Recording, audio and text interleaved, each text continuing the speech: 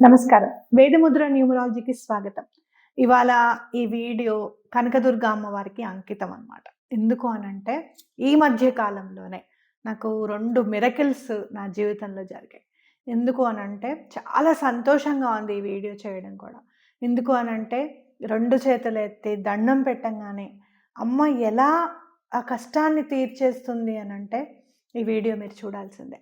ఒక నెల రోజుల క్రితం అంటే దసరా ముందు 10 రోజులు నేను చాలా ఇబ్బంది పడ్డాను మానసికంగా. ఎందుకు అనంటే నేను జూలైలో వెళ్ళినప్పుడు అక్కడ చక్కగా పూర్ణ కుంభంతో ఆహ్వానించారండి అమ్మవారి గుడిలో. అక్కడికి వెళ్ళినప్పుడు చాలా సంతోషం అనిపించింది. వాళ్ళు నాకు అమ్మవారి ప్రసాదంగా ఒక పట్టు చీర ఇచ్చారనమాట. చాలా హ్యాపీగా ఫీల్ అయ్యాను నేను. ఎవరైతే నన్ను పిలిచారో వాళ్ళు ఇచ్చారనమాట. అది అమ్మవారికి కట్టిన చీర ఇచ్చారు.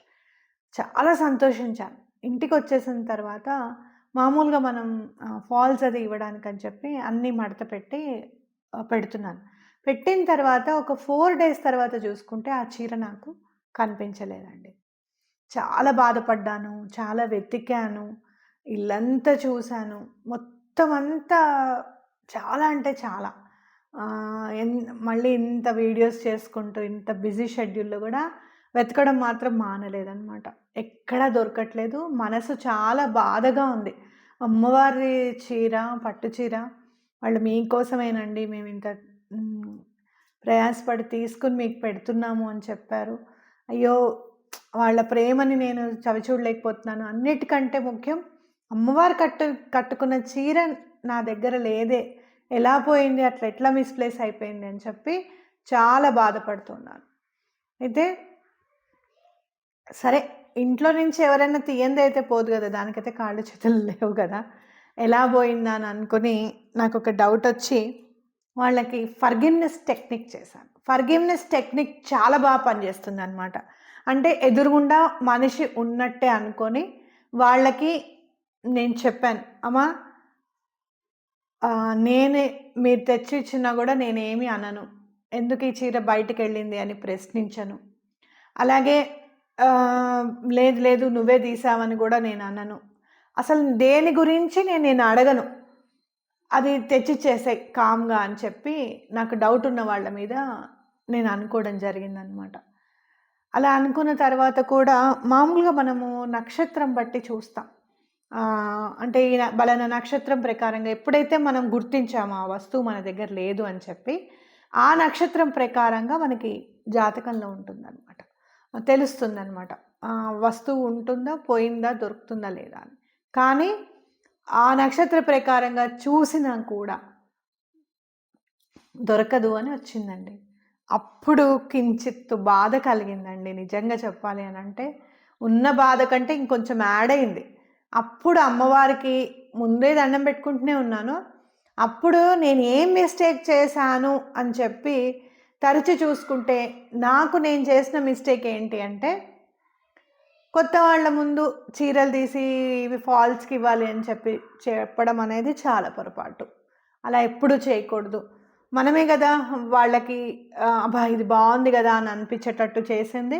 అలాగే అది తీయాలి అన్న ఆలోచన ఎందుకు కలిగింది? నేను తీయడం బట్టి, నేను వాళ్ళ ముందు చూపించడం బట్టే కదా! నాది కూడా మిస్టేక్ ఉంది. సో, అలాంటి తప్పులు ఎప్పుడు చెయ్యను. నేను ఒక్కదాన్నే ఉన్నప్పుడే చూసుకుంటాను. అదే నేను చేసిన తప్పమ్మా. అంతకు మించి నేను వేరే తప్పేం చేయలేదు కదా! నన్ను క్షమించు అని చెప్పి నేను దండం పెట్టుకోవడం జరిగింది అమ్మవారికి. అలాగే సర్వకాల సర్వావస్థల యందు కూడా కాలాతీతురాలివి కదమ్మా నువ్వు. అసలు ఈ నక్షత్రాలు, సూర్యచంద్రులు వీటన్నిటికంటే కూడా చాలా మహిమ ఉంది కదా! నువ్వు అమ్మవి కదా! వీటన్నిటికి కూడా తలదన్నేంత శక్తి కదమ్మా నువ్వు ఉన్నది. వీటన్నిటిని కాదు, నాకది దొరికేటట్టు చూడమ్మా. నువ్వు కట్టుకున్న చీర నాకు ప్రసాదంగా నేను ఎప్పటికీ కూడా పెట్టుకోవాలనుకుంటున్నాను. ప్లీజ్ అమ్మా అని చెప్పి అమ్మవారిని బతిమాలుకున్నానండి నిజంగా. అట్లా దండం పెట్టుకున్న తర్వాత మీరు నమ్మండి, అన్నిటికీ అతీతము జగన్మాత అని చెప్పి నిరూపించింది అమ్మవారు. నాకు దసరాలు మనం పూజ చేసుకున్నాం కదా చక్కగా. దసరా మొదటి రోజు ఎవరైతే చీర తీసుకొని వెళ్ళారో వాళ్ళే తీసుకొచ్చి నాకు ఇవ్వడం జరిగిందనమాట. అయితే మీరు మర్చిపోయారమ్మా, మీరే ఫాల్కి ఇచ్చారు అని చెప్పారు. పర్వాలేదులే నేనే ఇచ్చుంటాను అని చెప్పి నేను అనడం, వాళ్ళని ఒక్క మాట కూడా నేను అనలేదు. ప్లస్ వాళ్ళకి నేను ఫర్గివ్‌నెస్ టెక్నిక్ చేసినప్పుడు వాళ్ళు దానికి రెస్పాండ్ అయ్యి నాకు తెచ్చిచ్చారని కూడా నేను గ్రాటిట్యూడ్ చెప్పానండి యూనివర్స్‌కి. సో ఇది ఒకటి నాకు జరిగిన విషయం. రెండోది, ఇది చాలా ఆశ్చర్యకరం. అంటే అమ్మవారు మనకి ఎలా స్ఫురణకి తీసుకొస్తారు, ఏదైనా క్వశ్చన్ మనం అనుకుంటే గనక అది ఎలా మనకి తెలుస్తుంది అనేది ఇది ఖచ్చితమైన నిదర్శనం. చూడండి, ఫస్ట్‌దేమో అసలు అన్నిటికీ అతీతం కదా అమ్మవారు, దానికి నిదర్శనం. రెండోది చూడండి, మీకు చెప్తాను. సరే, ఒక 3-4 రోజుల క్రితం నాకు ఒక క్లయింట్ ఉంటారు. ఆ అమ్మాయి ఆల్మోస్ట్ ఎవ్రీ వీడియో చూస్తారు పాపం, ప్రతీది చేసుకుంటుంది పూజ. చాలా మంచి భక్తిపర్రాలన్నమాట. అసలు దత్తాత్రేయ స్వామికి అనుకోండి, సుబ్రహ్మణ్య స్వామికి అనుకోండి, కార్తీక మాసం అంతా అనుకోండి, ఆ అమ్మాయి చెయ్యని పూజ అంటూ ఉండదండి. అయితే అమ్మాయి ఏం చేసింది అని అంటే, మార్నింగ్ 6:30కి నాకు కాల్ చేసిందండి. 3-4 డేస్ బిఫోర్ కాల్ చేసి, అక్క నా బంగారం గొలుసు కనిపించడం లేదు, అది నాకు చాలా ముఖ్యమైనది, ఇంపార్టెంట్. పైగా సుమారు 82 గ్రాముల గొలుసు నాకు పోయింది. నాకు ఎలా దొరుకుతుందమ్మా, నాకు అర్థం కావడం లేదు, అక్క ప్లీజ్ అక్క హెల్ప్ చేయక్క అంటుంది. ఆ అమ్మాయి ఎక్కడో ఉంటుంది, మన రాష్ట్రం కాదు. సరే, నేను ఇక్కడి నుంచి దండం పెట్టుకొని బాధపడదు, తప్పకుండా నీకు దొరుకుతుంది అని చెప్పడం జరిగింది. ఫైండ్ రీచ్ చదువు అంటే చదువుతున్నానక్క అంది. సరే అని somehow find reach gold chain now divine thanks అని ఒక పెద్ద స్విచ్ వర్డ్ ఉంటుంది. Somehow find reach gold chain now divine thanks. మీరు ఎవరైనా ఉపయోగించుకోవాలనుకుంటే ఆ గోల్డ్ చైన్ మధ్యలో మీది ఏదైనా ఉంటే కనుక, ఈ మధ్యకాలంలో ఏదైనా పోయిందంటే కనుక తప్పకుండా చదవండి, దొరకడానికి అవకాశం ఉంటుంది. అయితే కార్తవీర్యుడిని కూడా తలుచుకోమ్మా అని చెప్పాను. నేను కూడా అప్పుడు కార్తవీర్యుడిని తలుచుకున్నా, నాయన ఎలా అయినా సరే చూడు అని చెప్పి. అయితే కార్తవీర్యుడిని అంటే, నేను ఆల్రెడీ కార్తవీర్యుడికి కూడా దండం పెట్టుకున్నాను అక్క అని చెప్పి.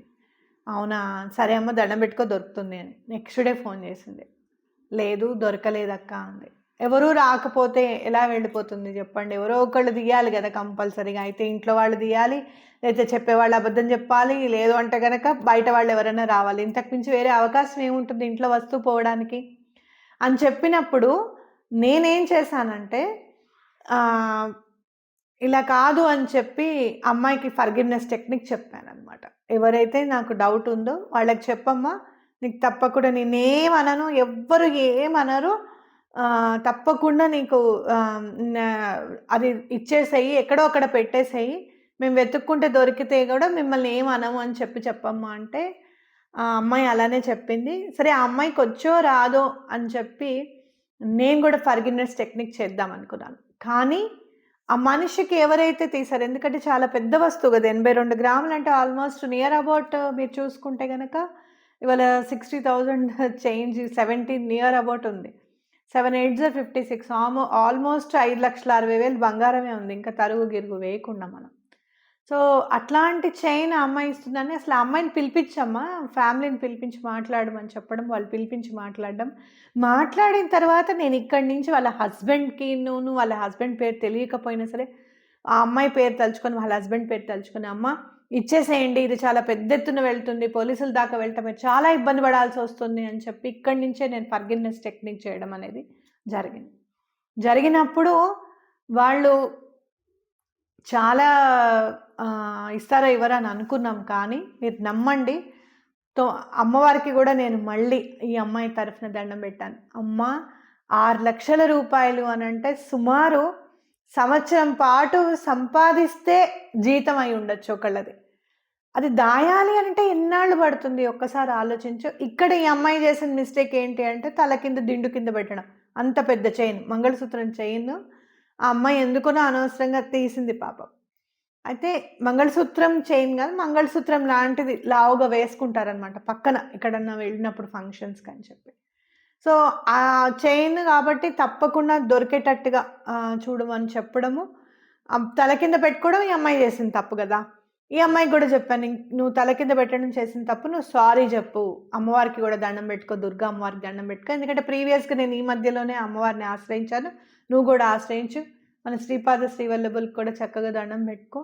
అన్నదానం చేద్దాం మనము దొరికిన వెంటనే" అని చెప్పడము. అట్లానే అమ్మాయి దండం బెట్టుకోవడం. నేను గూడా స్వామి, అమ్మ నీ మీద నమ్మకంతో చెప్పడం జరిగింది.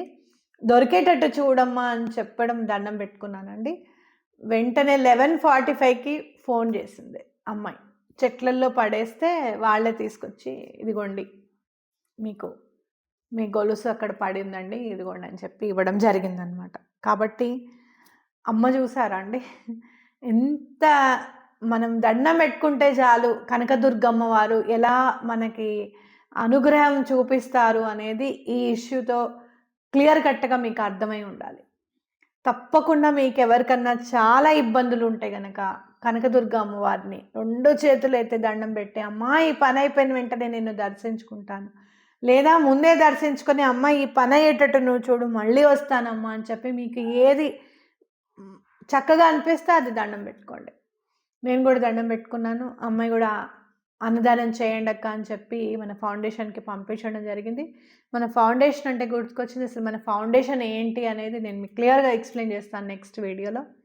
కాబట్టి ఇందులో మనకి బాగా ఉపయోగపడింది ఏంటి అని అంటే అమ్మవారికి, దత్తాత్రేయ స్వామికి సర్వస్య శరణాగతి. అలాగే మనం ఏం తప్పు చేశామో ఆ తప్పు మళ్ళీ రిపీట్ చేయము అని చెప్పి దైవానికి మాట ఇవ్వడం, మనల్ని మనం సరిదిద్దుకోవడం. మీరే కాదు, నేను కూడా నేను కూడా సరిదిద్దుకున్నాను. నేనేం జనరల్గా ఏం మిస్టేక్ చేశాననేది నాకు అర్థమైంది. అది చెయ్యను అని చెప్పి నేను మాట ఇచ్చాను. ఇంకెప్పుడు ఆ తప్పు నేను చేయను. ఓకే, అలాగే మీరు కూడా మీరేం తప్పు చేశారనేది మళ్ళీ స్టార్టింగ్ నుంచి వద్దాం. దైవానికి సర్వస్య శరణాగతి అవ్వడం, ఆయన చేతుల్లో అంతా ఉంది, ఆయన చేస్తాడు అని గట్టిగా నమ్మడం. దీన్నే మనం మేనిఫెస్టేషన్ అంటున్నాం. అలాగే మనం ఏం చేసాం మిస్టేక్ అని చెప్పి తెలుసుకోవడం. ఆ మిస్టేక్ని ఇంకెప్పుడు చెయ్యము. పొరపాటున మిస్టేక్ చేశాం కాబట్టి ఇలా జరిగింది, నాదే తప్పు ఉంది అని చెప్పి గట్టిగా నమ్మడం. ఆ తప్పు ఎప్పుడు చేయకుండా ఉండే సంకల్పం చేసుకోవడం. ఆ తప్పు ఎప్పుడు చేయకుండా ఉండడం. ఎంత బద్ధకమైనా, ఎన్ని పనులున్నా, ఏమున్నా, ఏవి ఎక్కడ పెట్టాలో అక్కడే పెట్టాలి అనేది మనం నేర్చుకోవడం చాలా ఇంపార్టెంట్. అట్లాగే మూడోది ఫర్గివ్నెస్ టెక్నిక్. అవతల వాళ్ళని మనం క్షమించేస్తున్నాం, మీరు కూడా మమ్మల్ని క్షమించండి అని చెప్పి ఆ టెక్నిక్ చేసి, మీరు ఏం చెప్పాలనుకుంటున్నారో ఎదురుగుండానే వాళ్ళు ఉన్నారు అనుకొని వాళ్ళకి చెప్పినట్టుగా చేస్తే తప్పకుండా ఆ పని అవుతుంది అని నమ్మండి. ఈ 3 మనకి హెల్ప్ చేశాయి. ఈ 3 కూడా మనకి విశ్వం హెల్ప్ చేస్తుంది. ఎందుకు అనంటే భగవంతుడిని నమ్ముతున్నాం, విశ్వం హెల్ప్ చేస్తుంది. నిన్ను నువ్వు కరెక్ట్ చేసుకుంటున్నావు, ఆ తప్పు నేను చేయను అని విశ్వానికి మాటిస్తున్నావు, భగవంతుడికి మాటిస్తున్నావు, నీకు హెల్ప్ చేస్తుంది. కక్ష పెట్టుకోకుండా వాళ్ళు ఏదో వాళ్ళే తీసేశారు అని చెప్పి వాళ్ళని ఇది చేయాలి, వాళ్ళు అది చేయాలి అని చెప్పి, ఇప్పుడు తప్పు చేసిన వాడు వెళ్ళాల్సిందే స్టేషన్కి, చేయని వాడు వెళ్ళాల్సిందే. తప్పు చేసిన వాడు వెళ్ళాల్సిందే కోర్టుకి, చేయని వాడు వెళ్ళాల్సిందే. ఇదంతా నాకొద్దు నాయన, ఈ గోలంతా నాకొద్దు, నేను నిన్ను క్షమిస్తున్నాను, నన్ను నువ్వు క్షమించమని చెప్పి ఫర్గివ్నెస్ టెక్నిక్ కూడా మనకి హెల్ప్ చేస్తుంది అనమాట. సో దైనందిన జీవితంలో మేనిఫెస్టేషన్స్, ఇలాంటి టెక్నిక్స్, ఫర్గివ్నెస్ టెక్నిక్స్, ఇలాంటి టెక్నిక్స్ అన్నీ కూడా మనకి ఎలా ఉపయోగపడతాయి అనే దాని మీద ఈసారి తప్పకుండా మాట్లాడుకుందాం. అవి కరెక్ట్గా చేస్తూ ఉంటే కనుక భగవంతుడిని ఎలా ఆశ్రయించాలి, సర్వస్య శరణాగతి ఎలా పొందాలి అనేది మనమే నేర్చుకుంటాం. మరి నెక్స్ట్ వీడియోలో మరిన్ని టెక్నిక్స్తో మీ ముందు ఉంటాను, మరిన్ని రెమెడీస్ మీకు చెప్పడానికి ప్రయత్నం చేస్తాను. అప్పటిదాకా ఉంటాను. మీ శ్రవంతి.